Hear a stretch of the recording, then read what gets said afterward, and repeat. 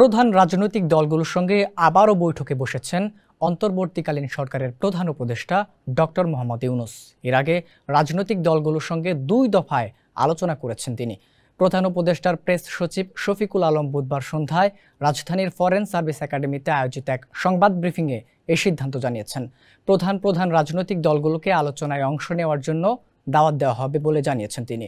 শফিকুল আলম বলেন, এই আলোচনার মুখ্য বিষয় হবে সংস্কার কমিশনগুলোর কাজের অগ্রগতি সম্পর্কে অবহিত করা। সেখানে দেশের আইনশৃঙ্খলা পরিস্থিতি নিয়েও আলোচনা হবে। তিনি বলেন, শনিবার থেকে রাজনৈতিক দলগুলোর সঙ্গে আলোচনা হবে।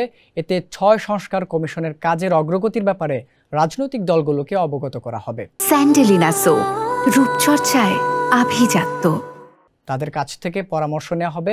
এছাড়া আইনশৃঙ্খলার বর্তমান পরিস্থিতি নিয়ে অবগত করা হবে।